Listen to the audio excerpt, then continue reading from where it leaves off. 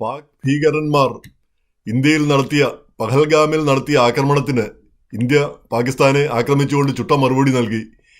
അതിൻ്റെ ഒരു പ്രത്യാഘാതമാണോ ഇന്നത്തെ താരിഫ് യുദ്ധം? വാസ്തവം പറഞ്ഞാൽ ഈ പഹൽഗാം ആക്രമണമില്ലായിരുന്നുവെങ്കിൽ പാകിസ്ഥാനെ ഇന്ത്യ ആക്രമിക്കേണ്ട ഒരു സ്ഥിതി വരില്ലായിരുന്നു. ഇന്ത്യ ആക്രമിച്ചപ്പോൾ ആണ് പ്രശ്നങ്ങളുടെ ഒരു തുടക്കം. കാര്യം 4 ദിവസം കൊണ്ട് യുദ്ധം അവസാനിച്ചുവെങ്കിലും അത് യുദ്ധം അവസാനിച്ച് തൻ്റെ മിടുക്കൊണ്ടാണെന്ന് പ്രസിഡന്റ് ട്രംപ് അവകാശപ്പെട്ടു. ഇന്ത്യ പറഞ്ഞു മറ്റൊരു ശക്തിയുടെയും പാകിസ്ഥാനും ഇന്ത്യയും തമ്മിലുള്ള ചർച്ചയല്ലാതെ മറ്റൊരു ശക്തിയും ഇക്കാര്യത്തിൽ ഇടപെട്ടിട്ടില്ല. ഞങ്ങൾ മറ്റാരുടെയും മധ്യസ്ഥത സ്വീകരിക്കുന്ന പ്രശ്നവും ഉദിക്കുന്നില്ല. അതാണ് എക്കാലത്തെയും ഇന്ത്യയുടെ നിലപാട് എന്ന് ഇന്ത്യ തറപ്പിച്ച് പറയുകയും ചെയ്തു. ട്രംപ് ആവർത്തിച്ച് പറഞ്ഞു ഈ താരിഫ് പ്രഖ്യാപിക്കുന്നതൊക്കെ ഭീഷണിപ്പെടുത്തി. അതിൻ്റെയൊക്കെ പേരിലാണ് യുദ്ധം പെട്ടെന്ന് അവസാനിച്ചത്.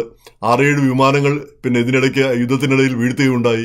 ആ സാഹചര്യത്തിലാണ് താൻ ഇടപെട്ടതെന്ന് ട്രംപ് വീണ്ടും പലവട്ടം ഇപ്പോഴും പറഞ്ഞുകൊണ്ടിരിക്കുന്നു. അപ്പോൾ എന്തായാലും പാകിസ്ഥാൻ അത് അംഗീകരിച്ചിട്ടുണ്ട്. പാകിസ്ഥാൻ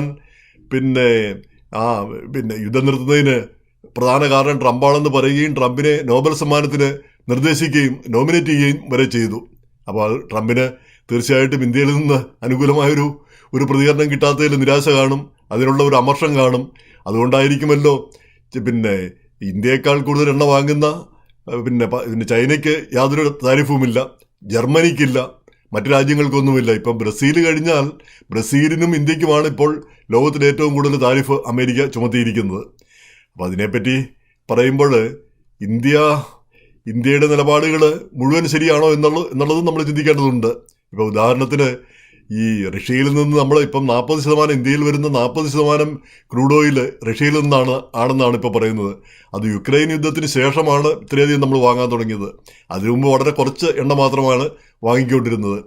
അങ്ങനെ ഈ 2022 മുതൽ നമ്മൾ ഇത്രയും വർഷം കൊണ്ട് ഏതാണ്ട് 17 ബില്യൻ്റെ ലാഭം ഉണ്ടാക്കി. റഷ്യയുടെ വില കുറഞ്ഞ എണ്ണ കൊണ്ടുവന്നിട്ട് നമുക്ക് അത് ശുദ്ധീകരിച്ച് അത് വിൽക്കാനായിട്ടും ഉപയോഗിക്കാനും കഴിഞ്ഞു. അങ്ങനെ 17 ബില്യൺ ലാഭം ഉണ്ടാക്കിയെന്നാണ് പറയുന്നത്. അത് കൂടുതലും മുകേഷ് അംബാനിക്കാണ് പോയിരിക്കുന്നത്.